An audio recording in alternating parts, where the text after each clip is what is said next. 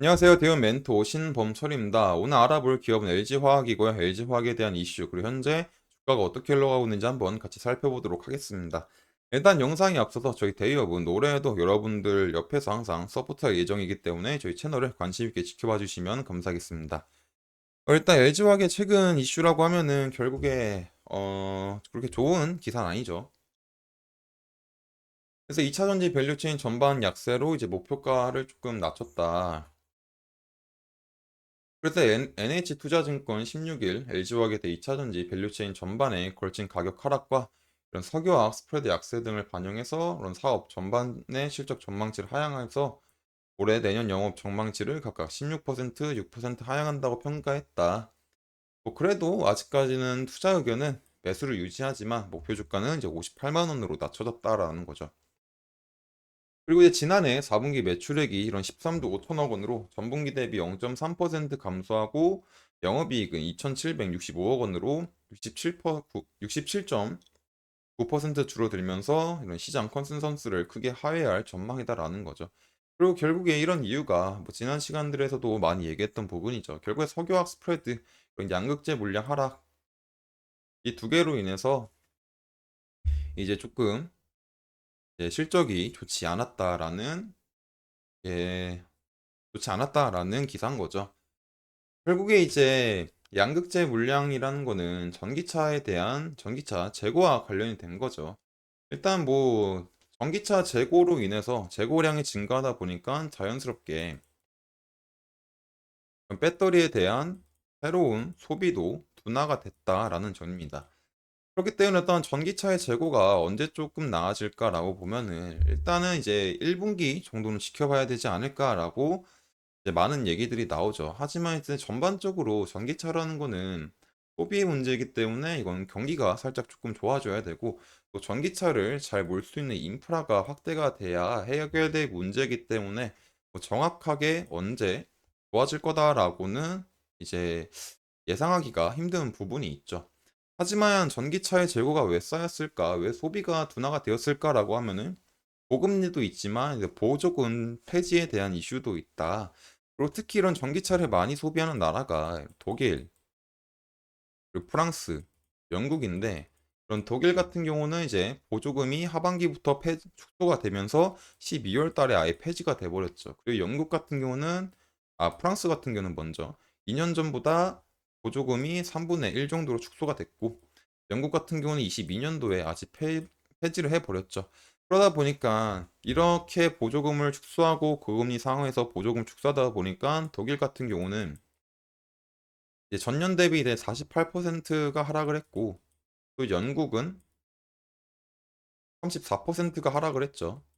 그리고 다른 나라 뭐 스웨덴, 노르웨이가 있는데 스웨덴은 이제 37%, 노르웨이는 73% 하락을 했다. 그렇기 때문에 이제 다시 말하자면 고금리와 이제 IRA가 이제 보조금 페이지로 전반적으로 전기차의 소비가 둔화가 됐다라는 점이고, IRA는 아닙니다. 이거 잘못 말했습니다. 그리고 이제 또 다른 하나는 결국에 이제 뭐 원자재 가격이 하락이죠. 여러분들도 다 아실 테지만 리튬 가격이 22년도에 피크를 찍게 되면서 재고 물량이 쌓이고, 그리고 그 과정에서 새로운 리튬 광산이 나오다 보니까 22년도쯤에는 1억 정도였던 리튬이 현재는 톤당 2천에서 3천만 원 정도로 가격 형성돼 있죠. 그리고 이런 부분들에 대해서 좀 나아질 시기가 한 26년, 빠르면 26년, 뭐 보통 28년이라고 얘기도 많이 나오죠. 그리고 이런 부분들은 전에 얘기를 했었던 부분이니까 나중에 다시 얘기를 하고, 또 다른 하나는 이제 LG화학이 밀고 있는 NCM 배터리, 니켈 부분도 현재 가격이 굉장히 많이 하락한 상태다라는 겁니다. 그렇기 때문에 이제 평균 판매 단가가 떨어진 것도 이제 악화의 하나의 이유겠죠. 그리고 또 다른 하나는 이제 석유화학 스프레드 하락, 이런 부분에 대해서는 지난 시간에도 굉장히 많이 했었기 때문에 간단하게 얘기만 다시 하자면 결국에 기존의 석유화학 분야는 한계치가 분명하다라는 거죠. 그렇기 때문에 새로운 고부가 시장을 노려야 된다. 이건 LG화학뿐만 아니라 다른 석유화학 회사도 그렇다. 그리고 특히 이제 LG화학은 이런 이미 사업도 철수를 했고 또 철수 중이고, 그 과정에서 나온 돈을 신사업에 투자할 거다라는 것들도 얘기를 했었죠. 그리고 그 과정에서 나온 게 POE, CNT에 대한 시장을 점점 더 투자를 할 거고, 그게 어떤 장점이 있었는지, 그리고 어떤 장점이 있었는지, 그리고 어느 시장이 좋을지 이런 얘기들도 했었죠. 그렇기 때문에 지금 당장 LG화학이 이런 석유화학 스프레드 하락으로 해서 피해를 많이 봤지만 이제 새로운 시장을 도전해 나가고 있기 때문에 충분히 기대해 볼 만한 상황이 나오지 않을까라고 생각을 합니다. 그렇기 때문에 지금 당장 뭐 전기차의 재고가 언제 소진될지, 또 재고가 소진되고 나서 언제 또 소비가 부응이 될지 모르는 상황이고, 그리고 또 이제 신사업 부근은 언제 또 성과를 낼지 이런 것들은 좀 시간이 걸릴 수 있는 부분이기 때문에 지금 당장은 주주분들이 굉장히 조금 심란하시겠지만 일단 한번 지켜봐야 되지 않을까라고 생각을 합니다. 그래서 일단은 차트를 한번 살펴보자면 사실 차트로 할 말이 없긴 한데, 사실 진짜 뭐 차트적으로는 뭐 전 시간도 그렇고 오늘도 그렇고 딱히 할 말은 없습니다. 일단 그래도 살펴보자면 그 전 시간에 얘기했었던 거를 일하자면, 일봉에서는 이제 이런 부분들이 있었죠.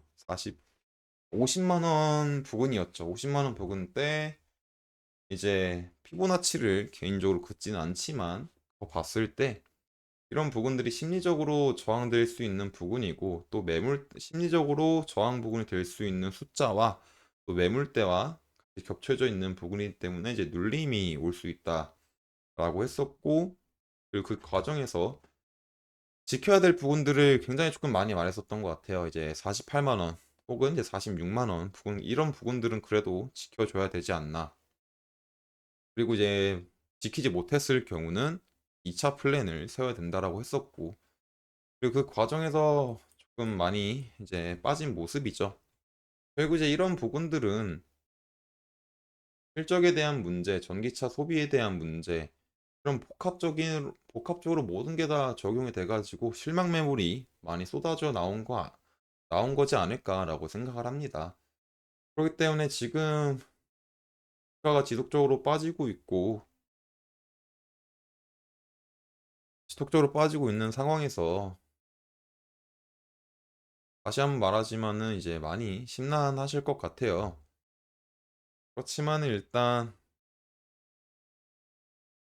개인적으로 어떤 뭐 매수와 매도에 대한 의견은 내드릴 수 없는 점 양해 부탁드리겠습니다. 그렇기 때문에 지금 당장은 어떤 차트적으로 할 얘기는 없고, 이제 추가적으로 좋은 이슈가 조금 나와야 되지 않을까 생각합니다. 일단 뭐 시장 컨센서스가 하이할 전망이다 뭐 이런 것들이 있지만 그래도 혹시 모르잖아요. 그리고 24년 1분기에는 다시 실적이 성장될 수 있는 부분들이 있을 수도 있고, 그러면은 다시 주가가 반등할 수 있는 요인이 충분히 있기 때문에 한번 지켜봐야 되지 않을까라고 생각을 합니다.